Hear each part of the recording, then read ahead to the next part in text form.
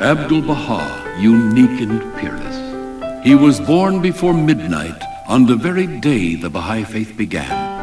Thus his remarkable life spans the entire duration of the heroic age from beginning to end.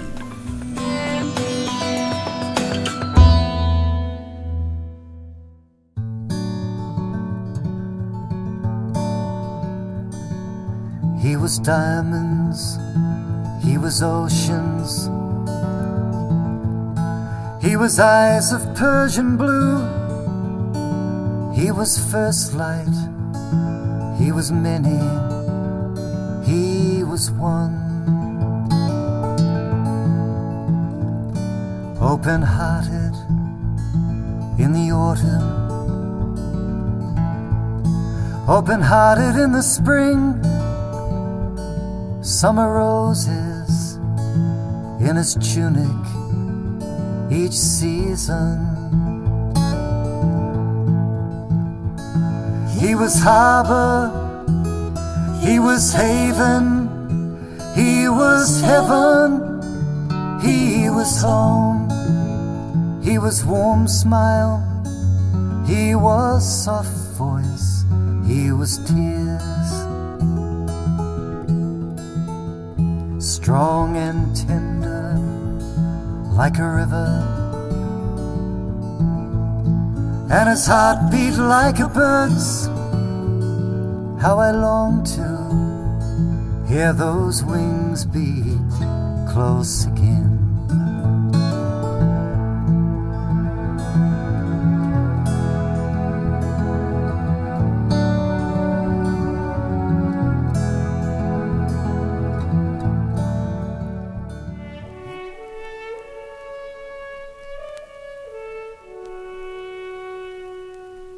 He was kind, tender, loving, compassionate, and he was mighty and majestic. Isaiah himself had prophesied of him, saying that in the last days the eldest son, the firstborn, would be raised higher than the kings of the earth. Baha'u'lláh had promised him that someday he would raise his voice in the west, that wherever his feet walked, that land would be blessed, doubly blessed. For 9 long months, he walked among us here in North America.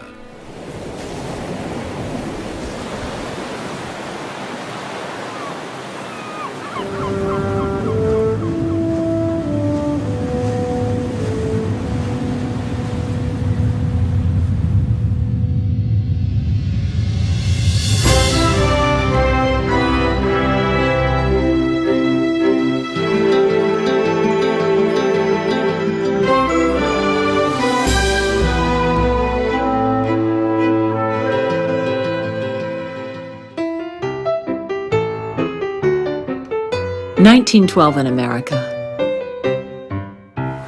A land of optimism and vitality. Immigrants flocked to its welcoming shores in search of a better life. The United States was still expanding, with stars for new states, Arizona and New Mexico, added to its flag. People everywhere were dancing American dances, listening to American music, and wearing American fashions.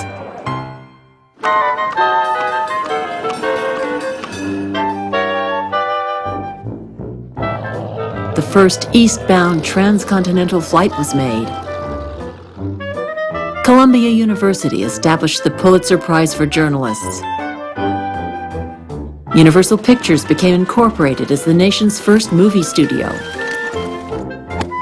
Oliver Twist became America's first feature-length film. A woman named Juliette Gordon Low made news when she founded the organization that became known as the Girl Scouts of America. The 5th Olympic Summer Games were held in Sweden, with Americans winning the most gold medals. The Boston Red Sox defeated New York during the World Series of 1912. Some of the games took place in Fenway Park, which opened earlier that year. 3,000 cherry trees were given by Japan to Washington, D.C. to symbolize optimism and friendship. But there were problems as well. Undernourished and unhealthy, children worked long hours in mills and mines. Racial laws and segregation reflected deeply embedded prejudice. Women could not yet vote, a controversial issue. Labor unions arose in response to increasing poverty and the growing gap between rich and poor. It was an election year.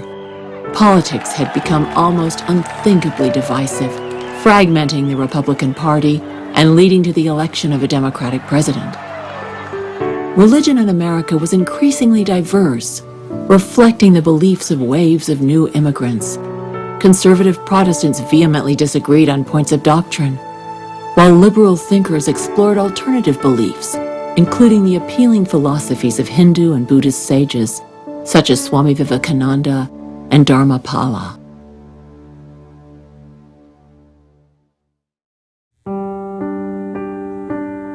Abdu'l-Bahá entered this compelling scene as the leader of an emerging independent religion.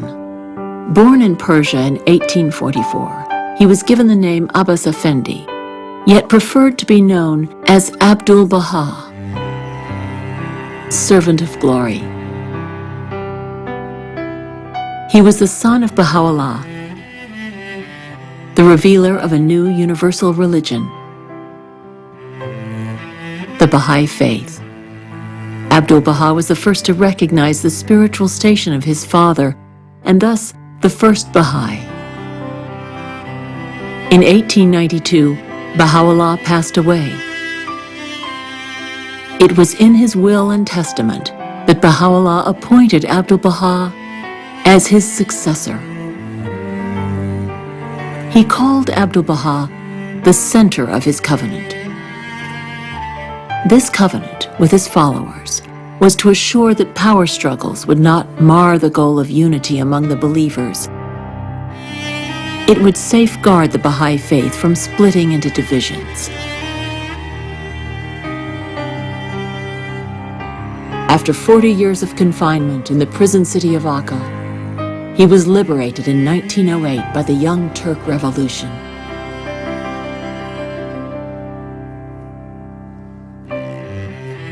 Despite the exile and imprisonment of its leaders, the Bahá'í Faith had already spread to the West.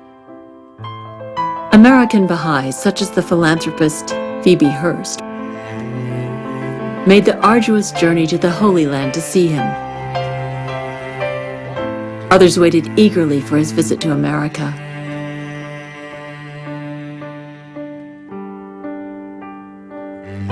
News of his freedom prompted followers around the world to urge him to visit their countries. Americans invited him to sail to their shores aboard the new luxury liner, the Titanic.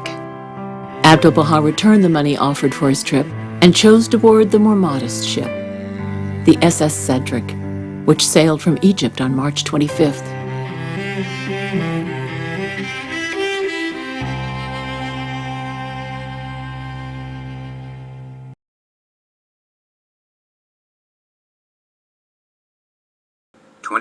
April 1912. Talk at home of Mr. and Mrs. Arthur J. Parsons, 1700 18th Street, Northwest, Washington, D.C. Notes by Joseph H. Hannon. Today I have been speaking from dawn until now, yet because of love, fellowship, and desire to be with you, I have come here to speak again briefly. Within the last few days, a terrible event has happened in the world, an event saddening to every heart and grieving every spirit. I refer to the Titanic disaster, in which many of our fellow human beings were drowned. A number of beautiful souls passed beyond this earthly life.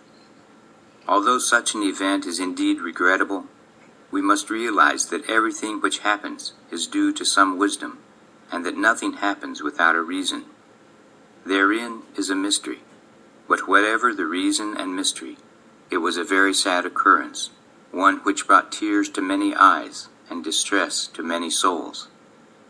I was greatly affected by this disaster. Some of those who were lost voyaged on the Cedric with us as far as Naples, and afterward sailed upon the other ship. When I think of them, I am very sad indeed. But when I consider this calamity in another aspect, I am consoled by the realization that the worlds of God are infinite, that though they were deprived of this existence, they have other opportunities in the life beyond, even as Christ has said, "In my Father's house are many mansions." They were called away from the temporary and transferred to the eternal. They abandoned this material existence and entered the portals of the spiritual world.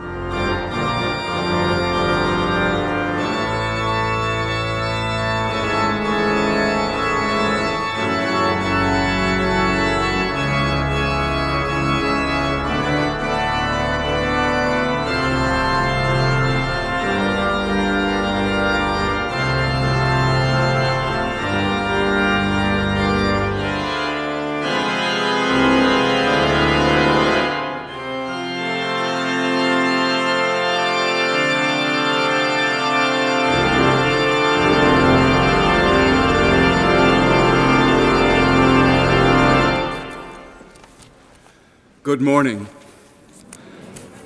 I'm Father Andrew Foster, the rector of the Church of the Ascension, and I'm happy to welcome friends from far and near and members of the Spiritual Assembly of Baha'is in the city of New York to the Church of the Ascension for this centenary celebration of the inaugural talk given by Abdu'l-Bahá during his historic visit to the United States in the year 1912.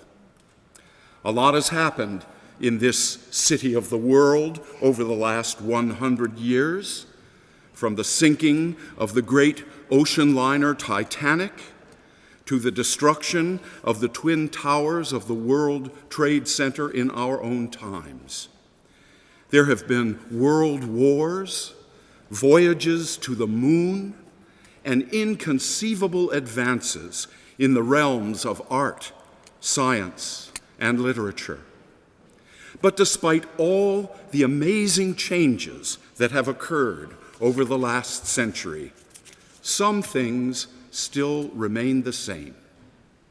Allow me to illustrate this by quoting some of the words from my worthy predecessor, the Reverend Percy Stickney Grant, as he welcomed Abdu'l-Bahá a century ago.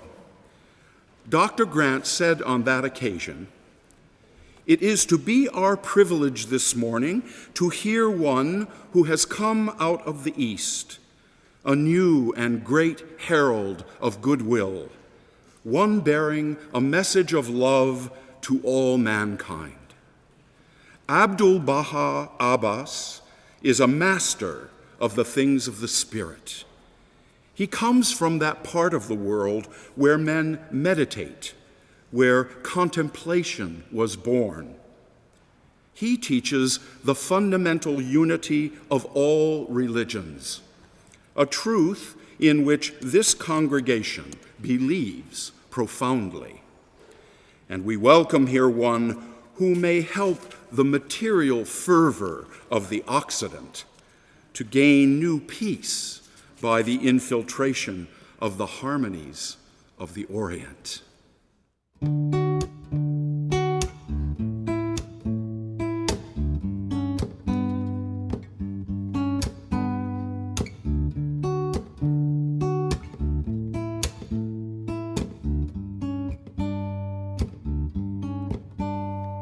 Let us put aside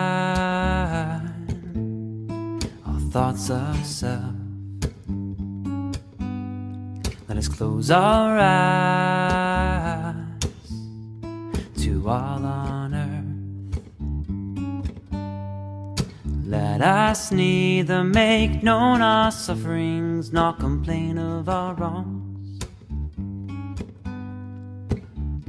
Rather let us become oblivious of our own selves,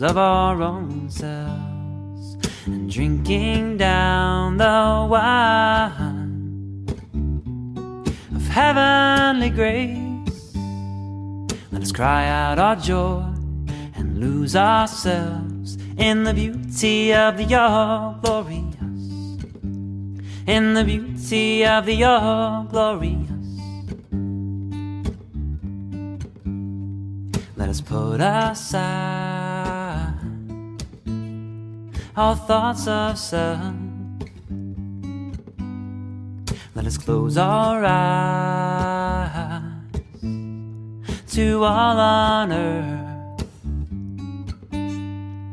Let us neither make known our sufferings nor complain of our wrongs.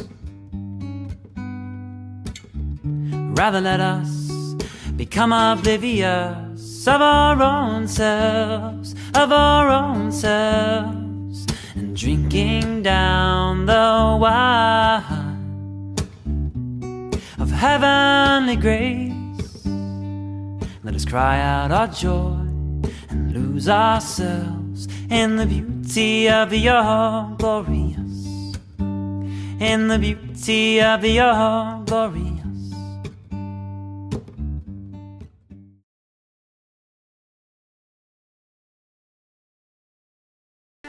Today, in every Baha'i home all over the world, you can look upon a photograph of his radiant face with its inner joy.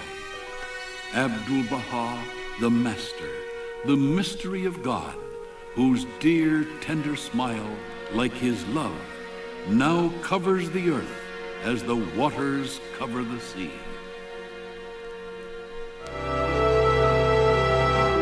On April 11, Abdu'l-Bahá's ship entered the New York harbor. Reporters went out to interview him. Wendell Phillips Dodge of the New York City News Association wrote, Abdu'l-Bahá was found on the upper deck, his long, flowing oriental robe flapping in the breeze. His face was light itself as he scanned the harbor and greeted the reporters. When the ship drew abreast of the Statue of Liberty, Abdu'l-Bahá held his arms wide apart in salutation and said, "There is the New World symbol of liberty and freedom. After being 40 years a prisoner, I can tell you that freedom is not a matter of place, it is a condition. When one is released from the prison of self, that is indeed a release."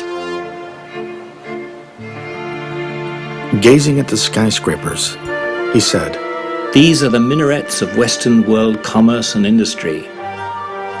They seem to stretch heavenward in an endeavor to bring about this universal peace for which we are all working." Other journalists quizzed him. "Why have you come to America?" He replied, "To visit the peace societies of America, because the fundamental principles of our cause are universal peace and the promotion of the oneness and truth of all the divine religions." Concerning women's suffrage, Abdu'l-Bahá remarked, "The world in the past has been ruled by force, and man has dominated over woman by reason of his more forceful and aggressive qualities. But the balance is already shifting.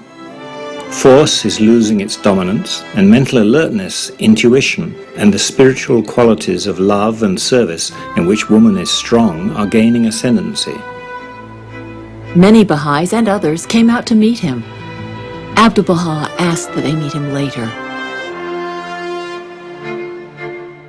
Then, with a small group of companions, he stepped onto the shores of America.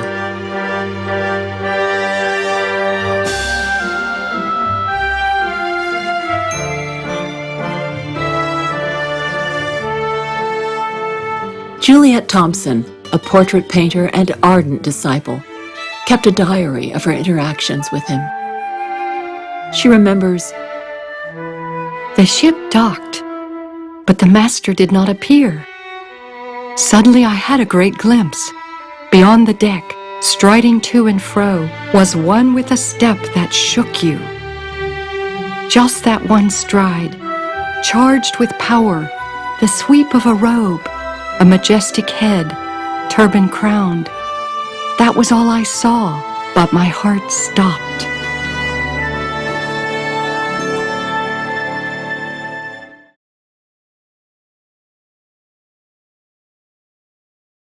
Again, the first thing we need to do if we want to be like Abdu'l-Bahá is never unburden other people with our unhappiness.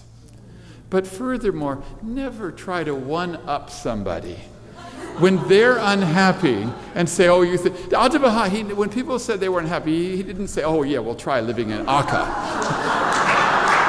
You know, He didn't say, try the Sia Shah, you think you got to. He didn't say that. Okay? No. So that's the first thing we need to do. If we want to live this, we have to live this and not dwell on things. Now, Abdu'l-Bahá, if somebody was not happy, this was very important to him.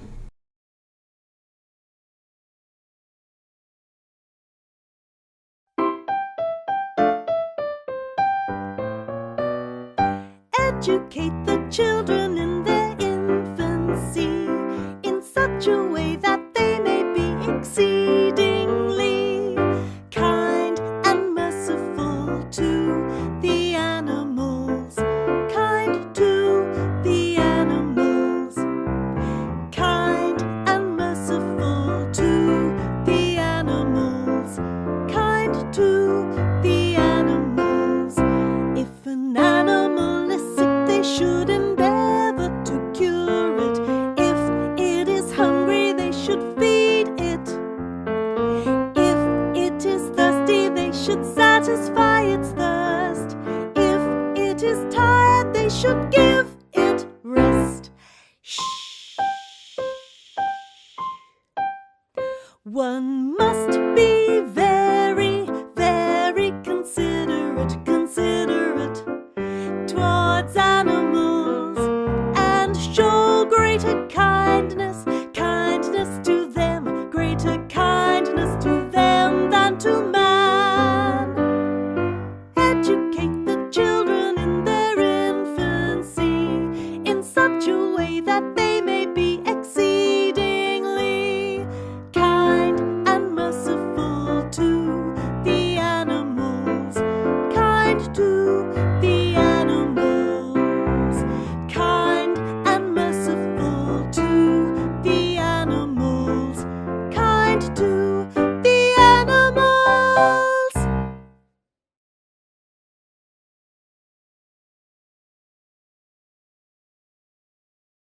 My religion, Abdu'l-Bahá said, is service to all mankind, every human being.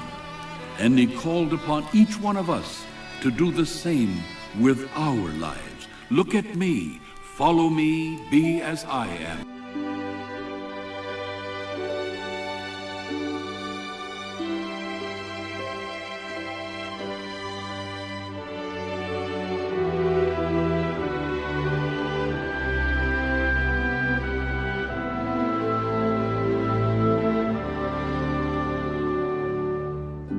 Behold a candle, how it gives its light.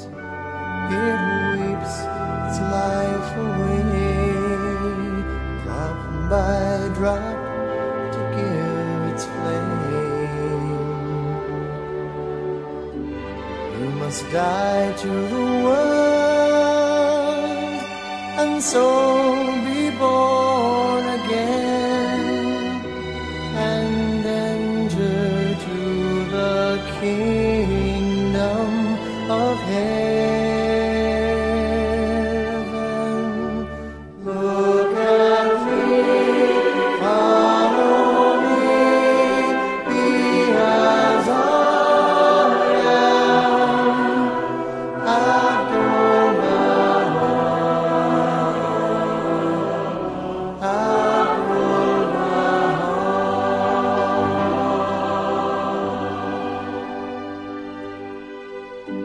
you are the angels.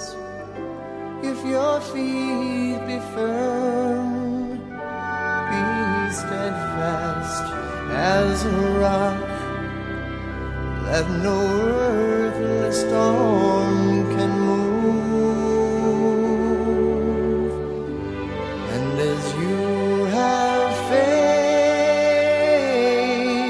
so shall your powers be, and know that till the end I'm always with you. Look at me, follow me,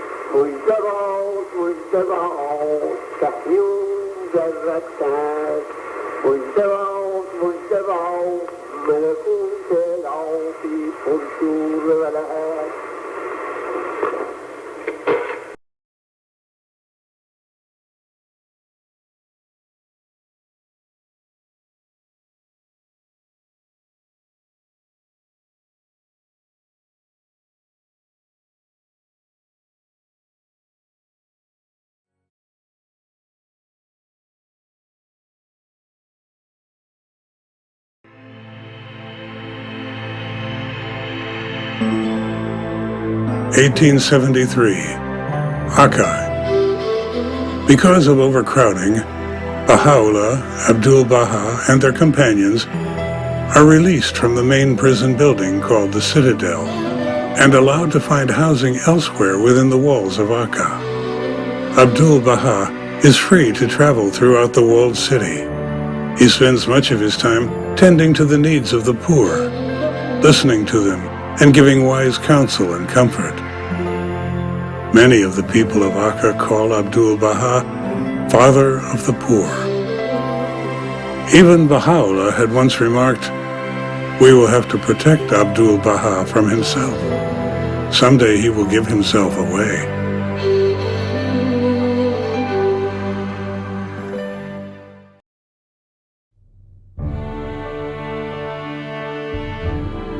On April 20th, Abdu'l-Bahá traveled to Washington, D.C. Newspaper columnist Elbert Hubbard reported, "A very great man has recently visited America. Out of Persia comes Abdu'l-Bahá, who calls himself the servant of God. This man is the modern Messiah. He meets all classes and kinds of people. Let him visit any bank, factory, office building, church, and everything is laid aside, and eyes bulge and ears listen until he takes his departure."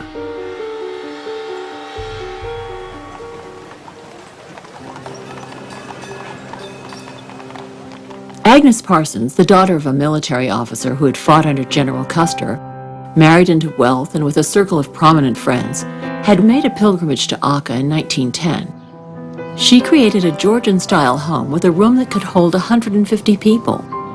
During his first visit to Washington, he stayed in her home, and on subsequent visits, he held meetings there regularly. She introduced Abdu'l-Bahá to politicians, artists, writers, and professors in large and small gatherings around the city. On April 26th, he entertained numerous visitors, including the U.S. Treasurer Lee McClung, who later recalled, "I felt as if I were in the presence of a great prophet, Isaiah, Elijah. No, that's not it. The presence of Christ. No.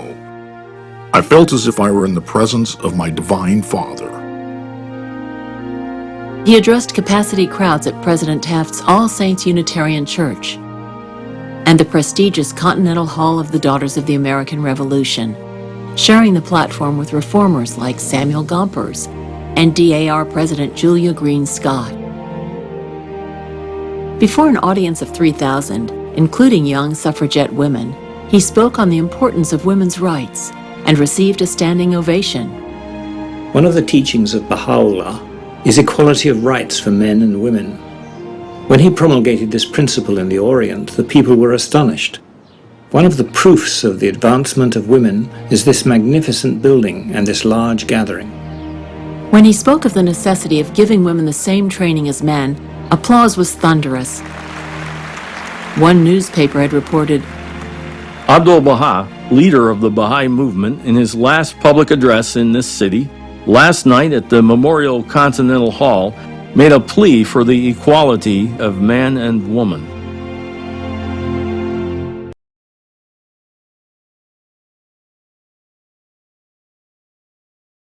The covenant is one of the central teachings of the Bahá'í Faith. The Bahá'í Faith is one of the fastest growing religions on the planet.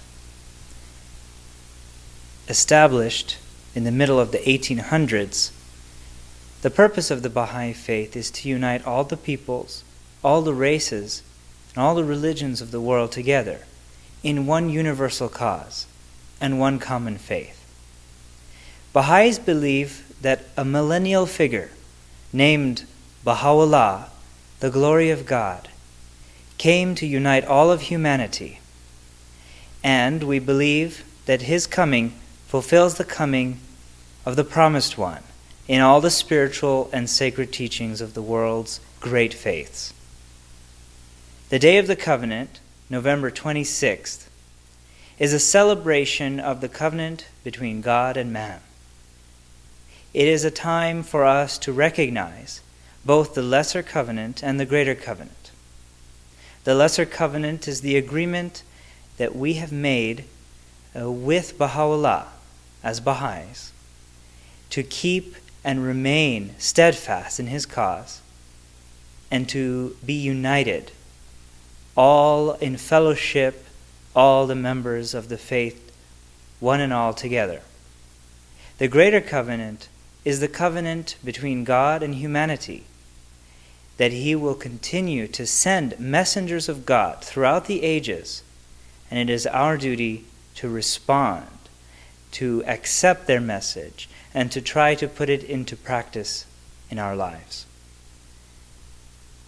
The Baha'is welcome you to join with them to celebrate the unity of their faith and the unity of mankind on the Day of the Covenant. Thank you. All I know is that if you love Bahá'u'lláh, the most important thing in the Bahá'í Faith is firmness and loyalty to the covenant. And, you can't question it. It's been established, the whole system has been established by Bahá'u'lláh, and loyalty is the most crucial thing. Well, the covenant to me is God's gift to mankind. It's his way of kind of reinforcing all his teachings over the past, hundreds of thousands of years. And to me, it's just kind of an instillment of God in us. The covenant means unquestioned loyalty to Bahá'u'lláh and his teachings, to his laws, and obedience to his institutions. And what it does, it serves as a foundation of unity for the entire Baha'i world community, and it provides the hope that we all need to ensure that the world will one day be united and will experience this goal, which is the Baha'i Faith's goal of the oneness of the entire human race. To me, is a gift from God. It means everything to me because this is what we live by. This is our constitution, so to speak. And without it, we'd all get lost. Well, the covenant to me is like a precious jewel. And it gives me a purpose and something to live up to. Well, we are united in one faith. I mean, it's pretty much something we all have in common. I think of the covenant as a large umbrella in a rainstorm. As long as you're under the umbrella, you're protected. And the way you're protected and safe is by following the laws and the teachings of Baha'u'lláh. I guess would be the lifeblood, the endeavor to obey. The significance of our growth is in the covenant, and so that learning more of it and becoming a better Baha'i, striving to achieve the goals as best we can, and to fulfill that covenant within our own hearts, knowing that we're striving to become better.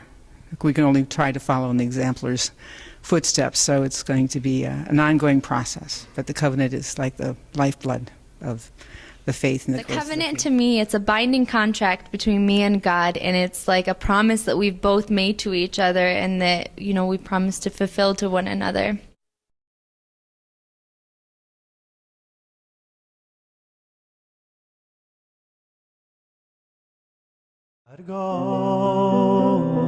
غمی داری آزار میبینی به شما جفا میکنند و ستم روا میدارند شما بزرگوار و دلیر و مهربان باشید و این مناجات را با عبدالبها در میان نهید هوالای پروردگار بی کسم و بی نفس خاشاکم و خس ضعیفم و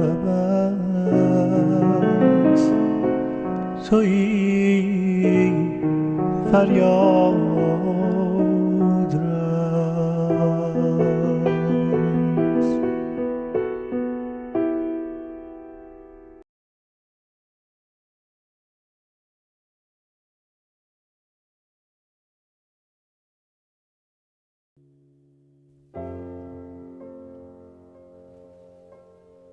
What we would nowadays call a prisoner of conscience travelled extensively throughout Europe and North America over a period of 23 months in the years 1911 to 1913.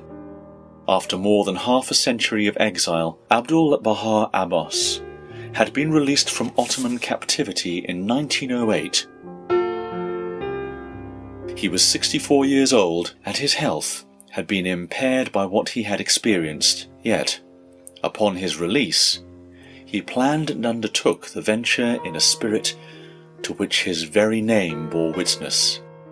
Abdu'l-Bahá, the servant of Bahá, was the eldest son of Mirza Hussein Ali Nuri, known to history as Bahá'u'lláh, the glory of God, founding figure of the Bahá'í Faith, and believed by Baha'is to be the manifestation or messenger of God for this day. On his father's passing in 1892, Abdu'l-Bahá became head of the religion. He visited Britain in 1911. The message he gave of love, unity, the oneness of mankind, and the harmony of religions appealed to all. On the afternoon of September the 9th, Miss Buckton, Miss Sheppel, and a number of friends at Vanner's in Byfleet, a village some 20 miles out of London, had the great privilege of meeting Abdu'l-Bahá. They wrote a short record of his sayings to keep for themselves. The following is an extract.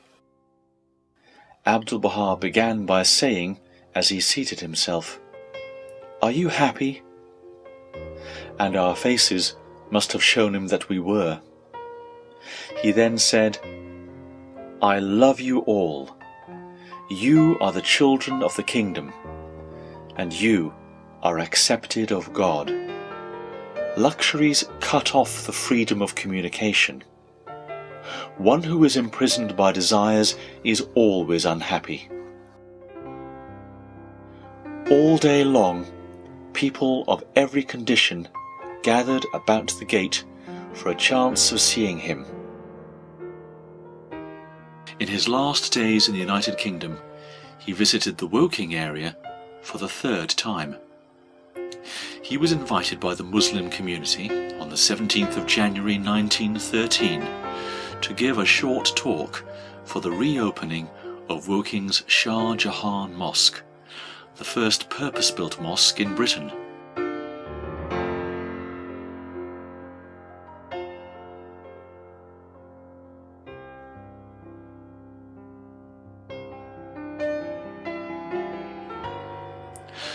After praying in the mosque with the congregation in the early afternoon, he came outside and spoke to the crowd of diverse people of many nationalities and faiths. "I summoned the people to work for the unity of the human race and for the peace of the whole world. I told them the principles of the religion of God, saying unto them, the foundation of the religion of God is one." A few days after this event, he left Britain for the final time. After his return to Egypt, Abdu'l-Bahá sent a kind message of remembrance to the people of Byfleet, saying that he would never forget them.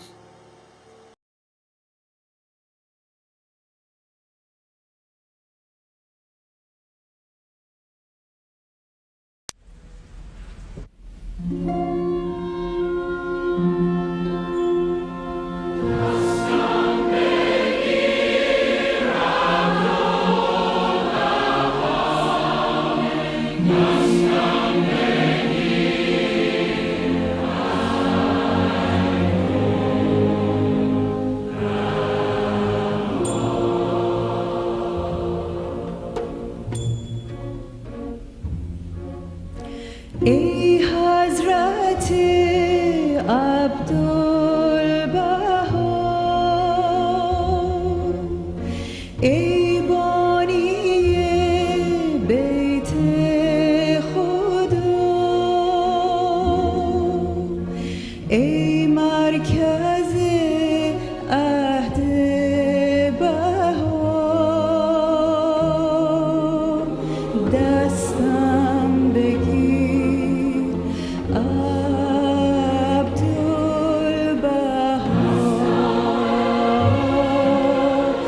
دستم بگیر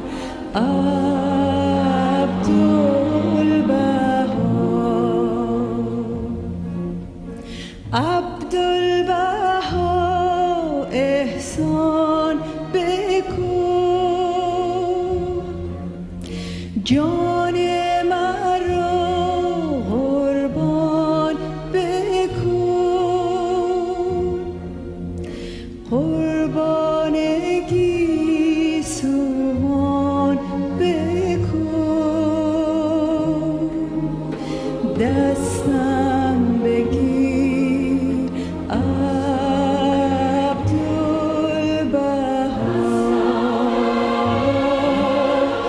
دستم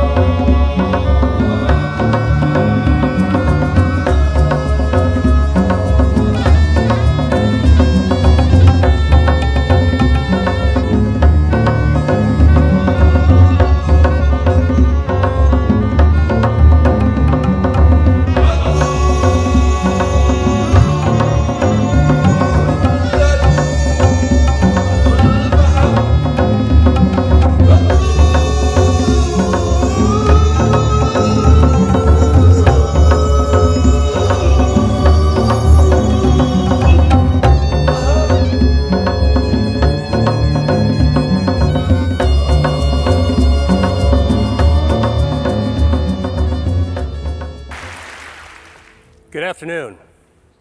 There's a medical revolution happening all around us, and it's one that's going to help us conquer some of society's most dreaded conditions, including cancer.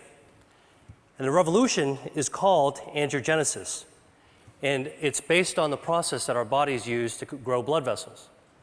So why should we care about blood vessels? Well, the human body is literally packed with them, 60,000 miles worth in a typical adult. End to end, that would form a line that would circle the Earth twice. And when angiogenesis is out of balance, a myriad of diseases result. For example, insufficient angiogenesis, not enough blood vessels, leads to wounds that don't heal, heart attacks, legs without circulation, death from stroke, nerve damage. And on the other hand, excessive angiogenesis, too many blood vessels, drives disease, and we see this in cancer, blindness, arthritis, obesity, Alzheimer's disease. In total, there are more than 70 major diseases affecting more than 1 billion people worldwide that all look on the surface to be different from one another, but all actually share abnormal angiogenesis as their common denominator. So to look for a way to prevent angiogenesis in cancer, I went back to look at cancer's causes. And what really intrigued me was when I saw that diet accounts for 30 to 35% of environmentally caused cancers. Now, the obvious thing is to think about what we could remove from our diet, what to strip out, take away.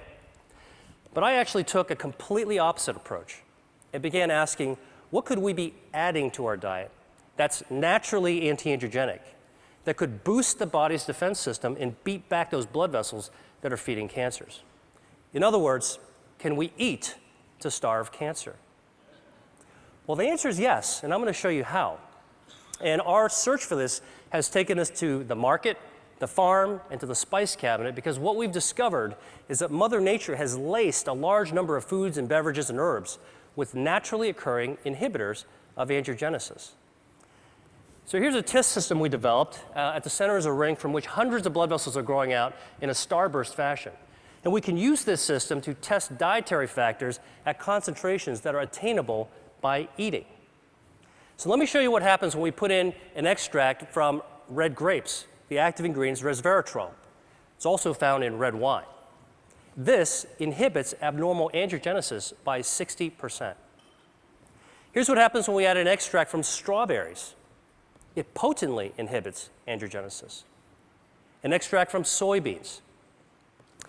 And here is a growing list of our anti-angiogenic foods and beverages that we're interested in studying.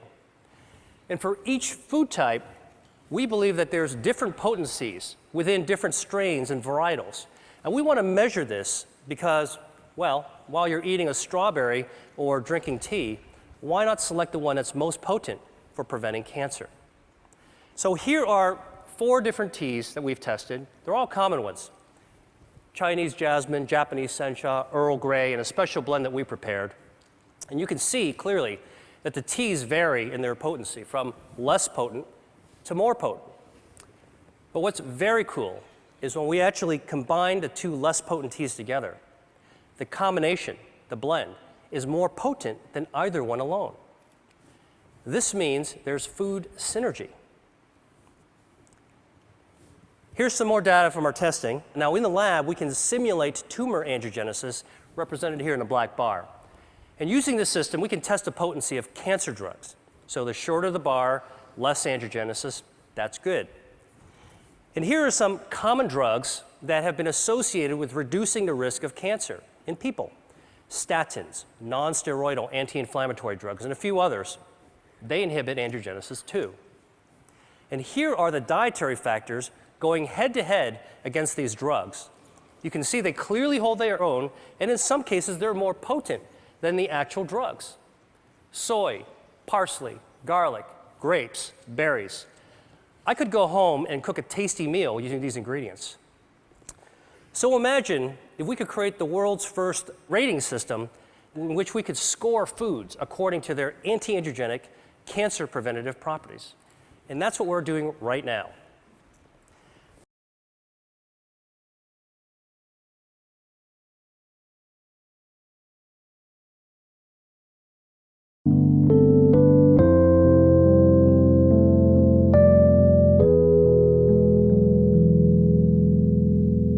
Peace. Peace is light where war is darkness.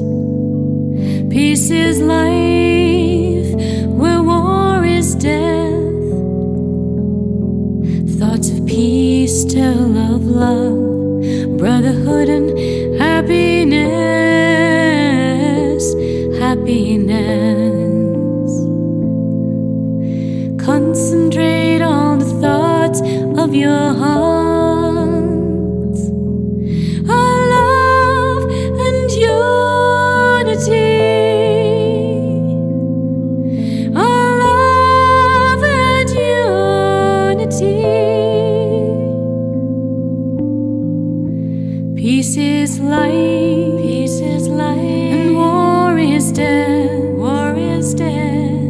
Peace is guidance, peace is guidance, and war is error, war is error. Thoughts of war bring destruction to all good and harmony, harmony. When a thought of war comes, oppose it by a stronger thought of peace, by a stronger thought of peace. Peace is light, peace is light where war is darkness, war is darkness. Peace is light, peace is light where war is death, war is death. Thoughts of peace tell of love, brotherhood and happiness, happiness. For love is light, love is light, no matter in what abode it dwelleth. For love is light, love is light, no matter in what abode it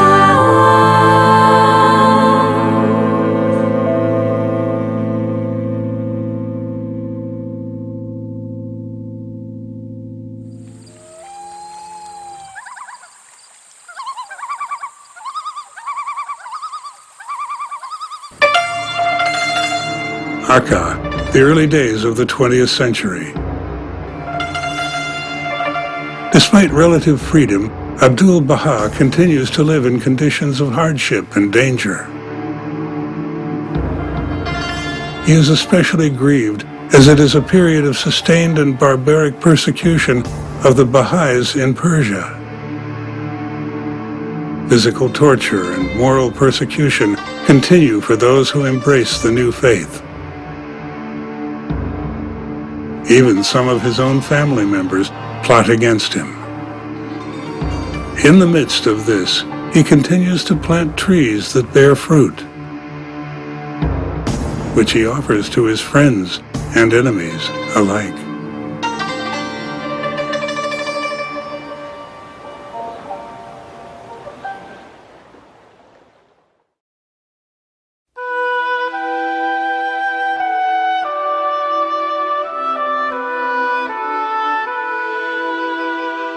On August 17th, Abdu'l-Bahá arrived in Elliott, Maine, at Greenacre, a conference center founded by Sarah Farmer to bring together people of diverse backgrounds and points of view. Sarah was the daughter of electrical genius Moses Garish Farmer and humanitarian Hannah Shapley Farmer, who established a residence for poor women and their children.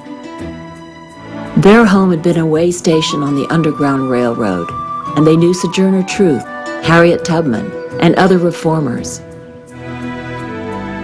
In 1893, at the World's Parliament of Religions, Sarah invited Swami Vivekananda and Dharmampala to speak at Greenacre, where social reformers, educators, artists, scientists, religious seekers, and philosophers met to share ideas. The following year, Sarah dedicated Greenacre to the ideals of peace and unity and had the first known peace flag raised. Greenacre emerged as a center, if not the very heart, of liberal religion in the United States. In 1900, Sarah met Abdu'l-Bahá in Akka and embraced his teachings. When Abdu'l-Bahá arrived, she had not visited Greenacre in 3 years, having been confined to a sanatorium in Portsmouth, New Hampshire. As Abdu'l-Bahá approached Greenacre by car, multicolored Japanese lanterns and 500 eager souls lined the road. He stayed in the Greenacre Inn, in a room on the 3rd floor. After a short rest, he gave a brief talk on the investigation of reality. He then went to see Sarah Farmer in Portsmouth. According to Mahmoud, when she saw Abdu'l-Bahá, she fell into such a state of rapture that every heart was moved. During his week there, Abdu'l-Bahá brought Sarah Farmer to Greenacre and took her to see historic sites. A rare photograph was taken of Abdu'l-Bahá kissing Sarah Farmer's cheek in the motor car. Margaret Klebs recalled, "The beloved one held her in his arms, driving slowly around the Greenacre fields. Blessed are we who could witness it." Every evening, Abdu'l-Bahá spoke to several hundred on the oneness of humanity, the need for world peace, and the role of love. Mahmoud reported that Abdu'l-Bahā's eloquence produced a wonderful impression on the whole audience. Fortune tellers, spiritualists, and ascetics came here to spread their superstitious views. The discourse of Abdu'l-Bahá completely swept away the cobwebs of superstitions. Some impostors came to see him, bowing and repenting. Abdu'l-Bahá will be remembered in our hearts. And for Baha'is, we pray that all of humanity may come to hear his words of wisdom and be enlightened therefrom. Thank you very much.